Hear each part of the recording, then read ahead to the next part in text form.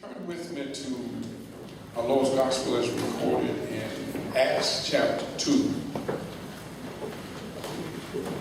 Acts chapter 2.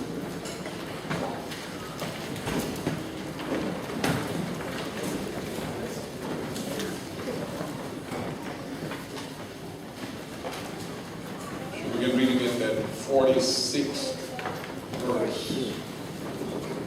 Acts chapter 2, verse 46. And they continued daily with one accord in the temple, and breaking bread from house to house, did eat their meat with gladness and singleness of heart, praising God and having favor with all the people. And the Lord added to the church daily, such as should be saved. Look at Philippians chapter 3. Philippians chapter 3. It's over there behind Ephesians. Ephesians is right next door to Galatians. Galatians in the New Testament. In Philippians chapter 3. Look at verse 14. If you have it, say amen. Amen. Notwithstanding, that's the wrong verse. I press toward the mark for the prize of the high calling of God in Christ Jesus. I press toward the mark for the prize of the high calling of God in Christ Jesus. For a few minutes, I want to talk about God's glorifying growth. God's glorifying growth. God's glorifying growth. I contend real growth is generated by God. I'm talking about church growth. The best church growth is that which is generated by God, and that kind of growth will always glorify Him. Amen? Amen. Sitting in my study Wednesday, I got a call. Men I did not know, had not heard from before, called me and said, "Are you having Bible study tonight?" And I said, yes. He said he called one church previously, and they said they were closed for the month of July. But if we were having Bible study, he would come. All right. He came, he and his wife. Turned out he was a pastor from the Atlanta area. He came and he participated in our prayer session, and he participated in our Bible study. Man. He shared a testimony that he said he pastored for 24 years. He said 21 of them he pastored the church, and it was not a pleasant experience. He had to resign the church, and he is in a much better situation where he is pastoring now. I do not contend that it was an accident that he came Wednesday. I truly think God sent him. I'm just crazy enough to believe that God is still in control of the church. And we were dealing with this particular lesson.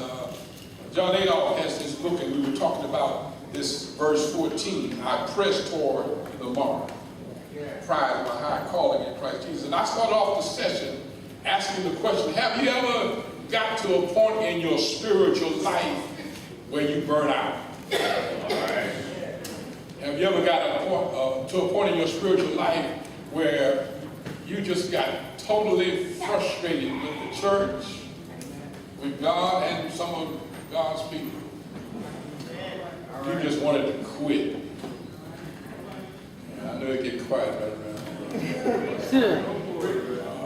And the fact of the matter is that if you've really been on the warfare long enough, you know that it's not always easy. It can get tough sometimes. It can be difficult. But the question is, are you going to throw in the towel, or are you going to give up, or are you going to continue? Real growth is always generated by God. And growth that is generated by God will always glorify Him. I have a witness here. In fact, the matter is, I found out that if you are motivated by people, you're not very dedicated, because people are fickle. Folk will be with you today, and they'll be against you tonight. If you're motivated by folks patting you on the back and saying you did a good job, you will get motivation sometime, but it's not consistent. I found in order to be able to press like Paul is talking about, you've got to focus on God. Because God is the same today that He was on yesterday, and He'll be the same forevermore. Do I have a witness here? I contend that the best growth is generated by God. And generated growth is growth that glorifies Him. Do I have a witness here? What kind of church do you want? The fact of the matter is, you can go to some churches and they're like funerals. Some churches are quite sad, to be honest with you. And then there are some churches that are quite exciting, revitalized, motivating, stimulating. Some churches can really turn you on. You might as well confess that sometimes you go to church, you don't feel like going to church, but when you're in the right situation, it can turn you on. I mean, the right kind of environment can make you feel better than you felt. I contend if you go to the right kind of church, that you ought to feel better when you leave than you did when you came. What kind of church do you want? The kind of church you want is the kind you have to work for, and the kind you work for makes a difference. I contend that real growth, the best growth, is generated by God. And growth generated by God will always glorify Him. Do I have a witness here? Paul says, I press.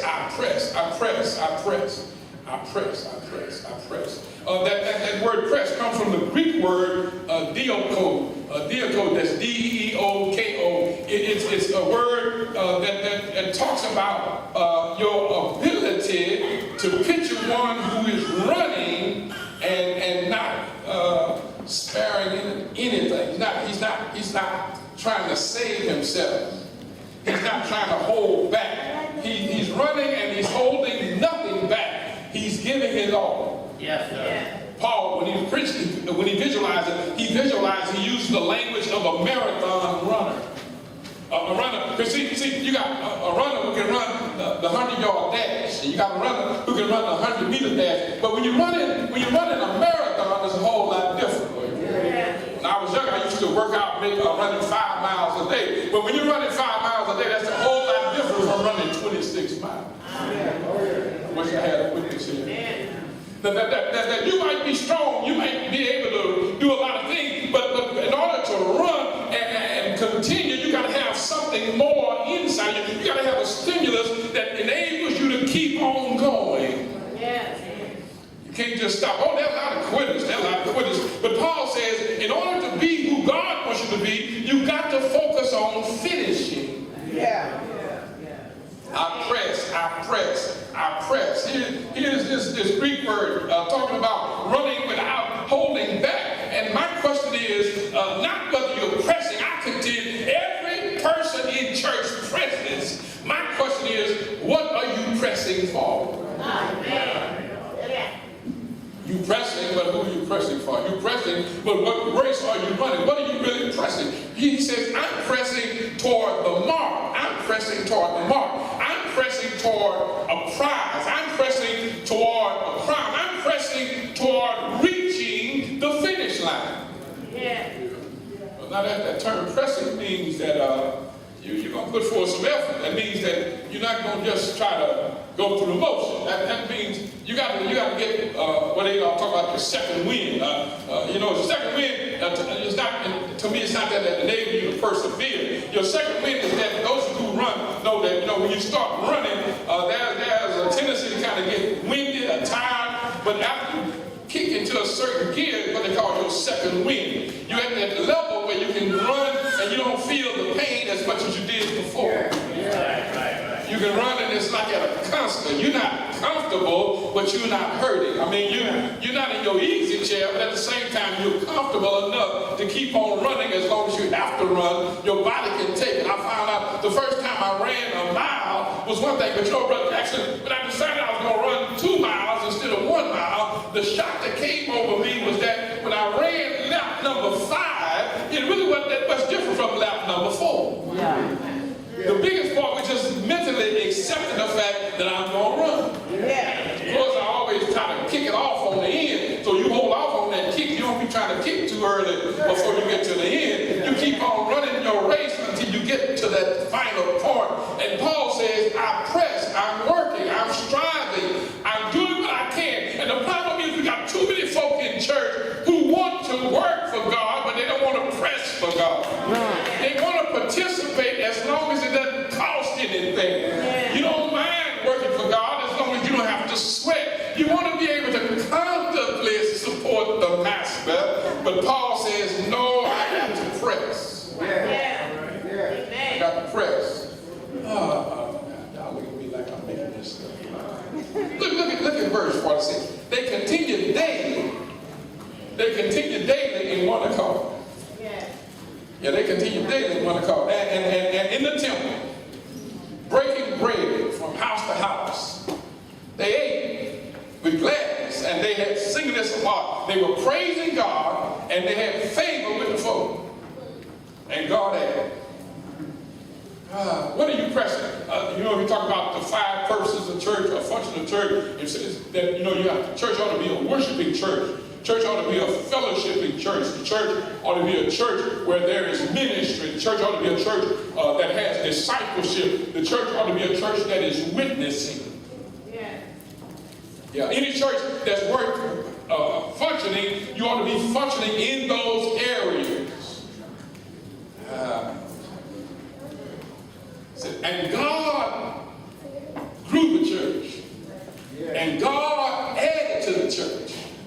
Question: why would God send somebody to a church that's not feeding them? Why would God send somebody to a church that's not feeding them? I talk about the purposes. Function of the church. Say, well, you know, evangelism is the most important part of the church. Evangelism is the function of the church, is not necessarily the most important part. Evangelism gets them in. I said, but getting them in is like having a baby. But once you get the baby, that's not enough. You then got to feed the baby. You got to provide the proper environment for that baby to grow. My boy just had a little girl, and he kind of grew. He's growing up himself. You see, it's different than just making a baby and taking care of a baby. You can celebrate having a baby, but it's different when you got to wake up in the middle of the night. I went by to see him one day, and he had bags all over the time. I said, that girl kept me up all night long. I said, girl, I just stopped laughing. I said, oh, God sure is good. You reap what you sow. But the good news is that you go through this process, and this process, as long as you provide the environment that is conducive for growth, growth is enhanced. Growth happens. And the fact of the matter is, every church who calls themselves a church is responsible for providing the kind of environment that is conducive for spiritual growth and development. Do I have a witness here? It all says that there's blessing in the pressing. There's blessing in the pressing. Because the fact of the matter is, you can't really press without going through some pain. When you say you're going to run, you have to go through some pain. And then if you think you're going to be a Christian and not experience some pain, you're in the wrong place.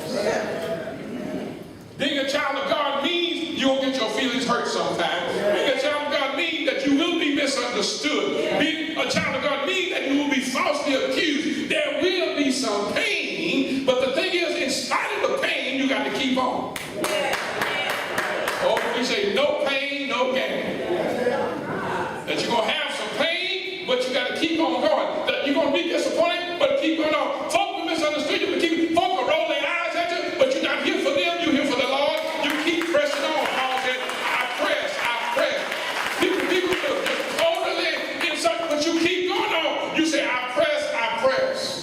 I press.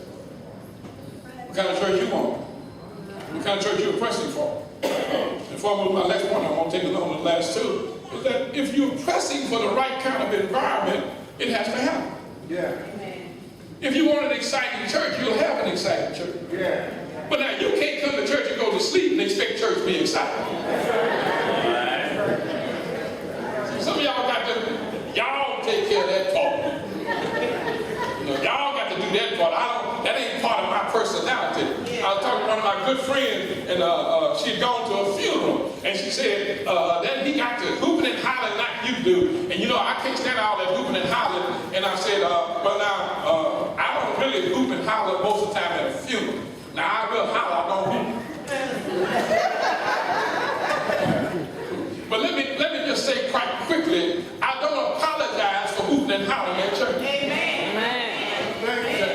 I just don't understand. I say, see y'all, you sedated, educated folk, you know, you so sophisticated, you can't hoop and holler at church. Let me say something, but I've seen that same person, I've seen her watch a football game. Oh man, hooping and hollering like she lost her life. Y'all better hear me today. You know, so it don't take all that to have church, and it don't take all that to watch football game either. It don't take all that to go to a baseball game. It don't take all that to go. Now you gotta, but see, I be listening too. But see, when you listen, there are some things when you listen to it ought to stir you up emotionally. Oh, y'all better hear what I'm talking about. There are some things when you hear it, it'll do something to your inside. You can train a dog. We were coming up, they were training that dog, so when somebody said sick 'em. Come on here, somebody.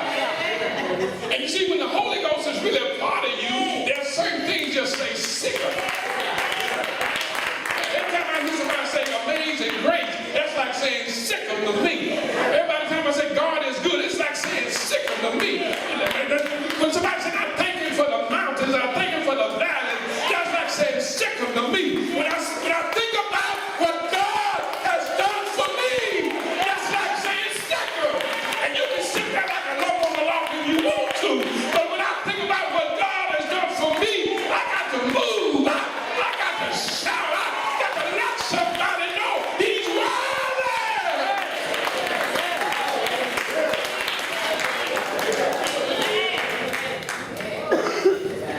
I press.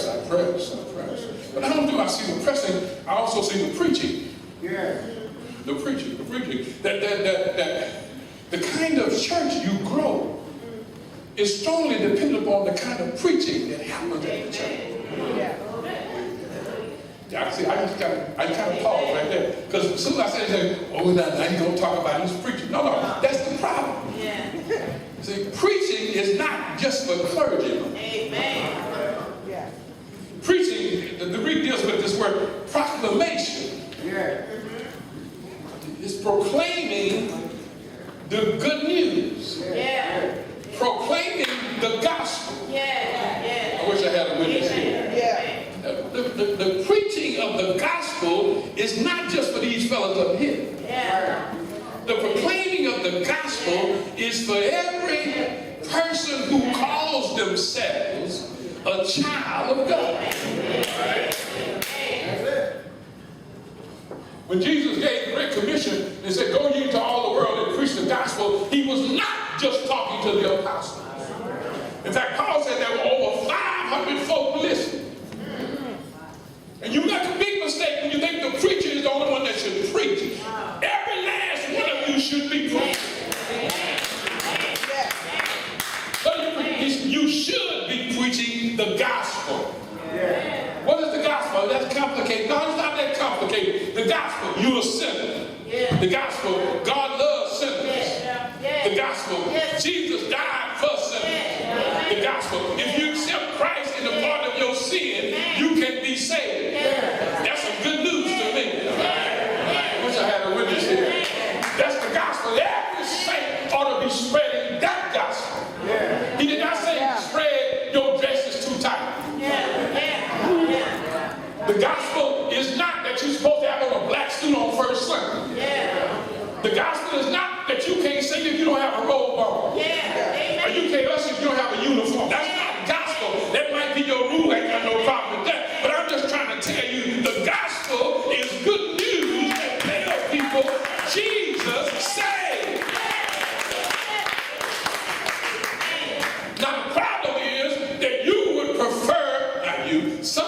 would prefer to spread gossip instead of the gospel.